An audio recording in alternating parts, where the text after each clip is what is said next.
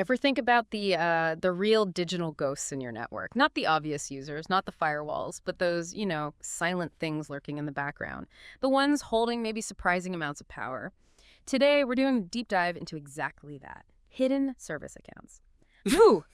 Our mission here is to really pull back the curtain on what these accounts actually are, why they're such a significant risk, often overlooked, frankly, and crucially, how you can find and manage them effectively before they cause real trouble.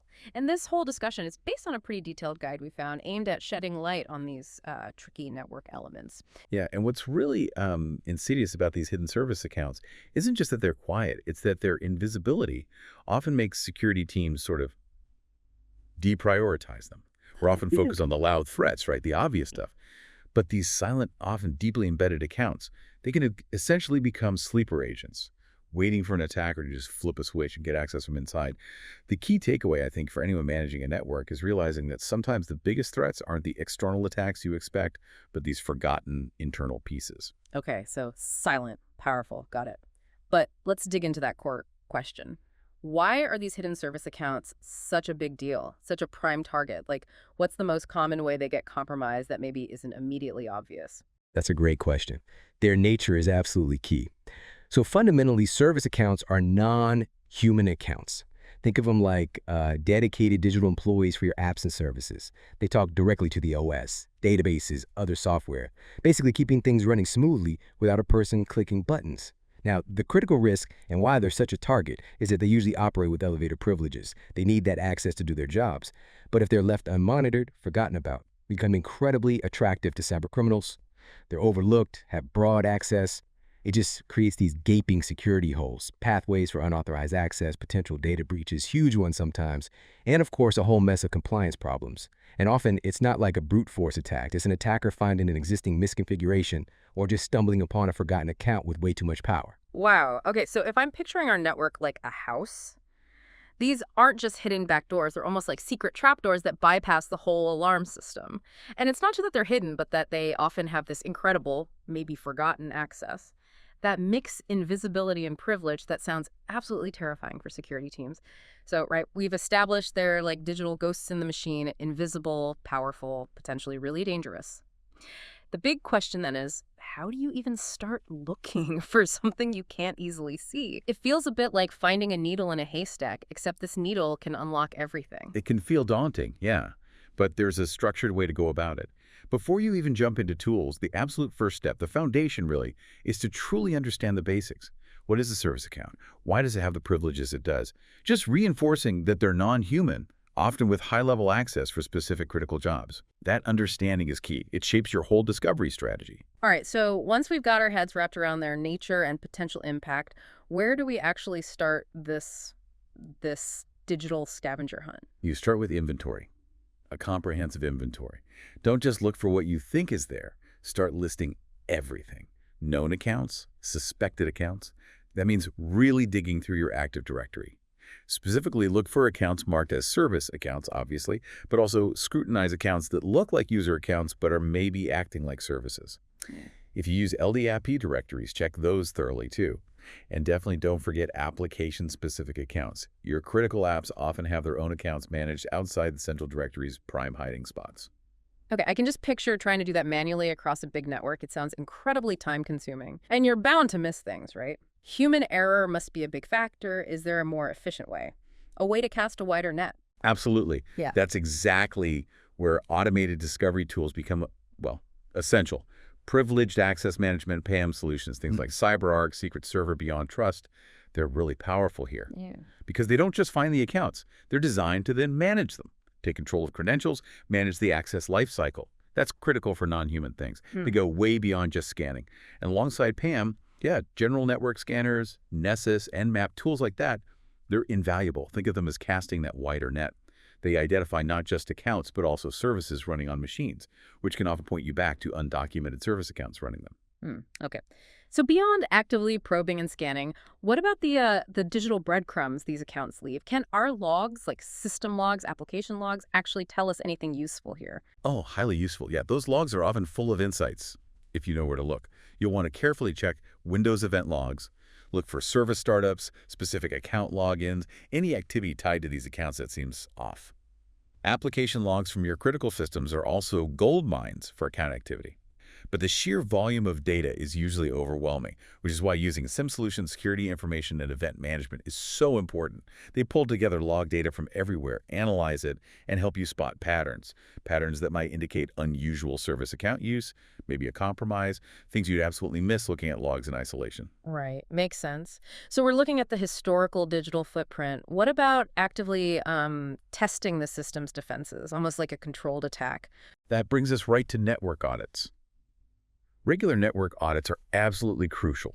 They help uncover not just hidden accounts, but also related vulnerabilities. This definitely includes doing regular penetration testing, bringing in ethical hackers to simulate attacks, find weak spots you haven't thought of, including vulnerable service accounts that might be exposed. And it also means doing thorough internal audits, really looking at all your systems, all your applications to find accounts that maybe slip through the cracks, went undocumented, or just have way too many permissions. So we've covered the technical side, the scanning, the logs, the audits, but security isn't just tech, is it? Sometimes the best intel is, well, human intel. Who holds the keys to this tribal knowledge? Exactly. The human element is huge here. Hmm. You absolutely need to engage with application owners, with the IT team supporting those apps, conduct surveys, maybe interviews. Just ask them, what service accounts do your applications use? Because often, this info isn't written down centrally. It's in someone's head or maybe an old spreadsheet somewhere. And also, review existing documentation for applications. It might be outdated, sure, but it's often a good starting point. It might mention an account name that leads you down the right path. Okay, makes sense. Talk to the people who actually use and manage these things. And finally, okay, we've covered finding them through forensics, through asking around, but what about catching them in the act? Is there a way to monitor their activity, like in real time? Absolutely. By monitoring network traffic directly, traffic analysis can definitely reveal service account activities that might otherwise fly under the radar. Specifically, Deep Packet Inspection DPI tools lets you actually look inside the network traffic for things like service account authentication attempts, specific actions. You can see the account trying to connect to something. And on top of that, implementing behavioral analytics is really useful. This is like setting up a smart alarm that learns normal for each service account. Like which servers does it usually talk to? How much data does it normally access? What time of day? So if it suddenly tries to hit a sensitive database it's never touched or logs in from somewhere weird, it flags it instantly. Suspicious. Could be a compromise in progress. Wow, that is a truly comprehensive approach. It's not just one thing, is it? It's this combination of inventory, scanning, logs, audits, talking to people, and watching the network live. It almost makes you want to go check your own network right now. And finding them, as you said, it connects to the bigger picture because finding them is just step one, right? Effective management is just as critical.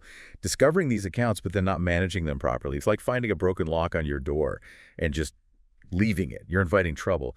I actually remember this one incident, a small, forgotten service account set up years ago for a single printer somehow ended up with domain admin rights. An attacker found it. Within hours, they owned everything. It was just such a stark reminder that even the tiniest unseen account can be your single biggest weak link if it's not managed. That's a powerful story, a real cautionary tale. It really drives home the point. You can't just find them. You have to actively rein them in. So, okay, we've unmasked these accounts. What are the absolute must-do best practices for keeping them secure, preventing them from becoming that weak link again? Where do we start with management? Foundation is always credentials. Strong passwords. You absolutely must implement strong, unique password policies for every service account. And it's not just complexity, it's regular rotation. This is where PAM solutions are, again, really helpful. Automating that rotation ensures they meet complexity rules without someone having to manually track and change them all the time. Significantly boosts security. Okay, so unique, strong, frequently changed passwords. Got it. But beyond the password, what about limiting what these accounts can actually do once they're logged in? Right, that's the principle of least privilege. And it's non-negotiable, really. You grant service accounts only the bare minimum permissions they need to do their specific job, nothing more. This means implementing really strict access controls, limiting their privileges. Using role-based access control RBAC helps manage this, assigning permissions based on the account's role, not just giving broad access. Least privilege is definitely the goal, the gold standard. But let's be honest, sometimes untangling permissions for service accounts, especially on older legacy applications, it can be a real headache. Organizations often fall into that trap of, if it ain't broke, don't fix it. because they're scared changing permissions might break a critical system. The key there is just thorough testing. Test and staging before you push to production. That's a really crucial point, that balance between security and just keeping the lights on. Can we add another layer, like we do for people accounts, MFA, even though these aren't people? Where you can, yes. Multi-factor authentication, MFA, it adds a really strong extra layer. Now, it might sound odd for a non-human account, but some of the more advanced PAM tools and identity providers can actually facilitate this. They use things like virtual hardware or software tokens. Plus, you could often use conditional access policies. So MFA might be enforced only under specific conditions, like if the account tries to access something from an unusual network segment or maybe outside normal operating hours. Another strong barrier. Okay, so even though they're not people, we treat their access with the same, maybe even more caution. What about keeping an eye on them once they are secured? Ongoing vigilance, continuous monitoring and auditing. Absolutely non-negotiable. You need to be watching service account activity, ideally in real time, to spot anything weird, any anomalies, and also just ensure compliance with your policies. This means using real-time monitoring tools, yes, but also scheduling regular detailed audits to review usage patterns, permissions. Are they still appropriate? If an account suddenly starts acting strangely, connecting to systems it never has, trying tons of logins you need to know immediately, that could be your first sign of a breach. Right, so we found them, locked them down with strong passwords and least privilege, maybe even MFA, limited their power, and now we're watching them like a hawk. What's the final piece? The one that maybe gets forgotten in the day-to-day rush. Documentation and regular review. Sounds basic, I know, but it's so vital. You need to maintain thorough, up-to-date documentation for all your service accounts. Keep an updated inventory. What's its purpose? What apps does it serve? What privileges does it have? And critically, this isn't a one-time thing. You have to conduct periodic reviews, at least annually, maybe more often if your environment changes fast. Just check. Is this account still needed? Are its permissions still right? Is it still secure?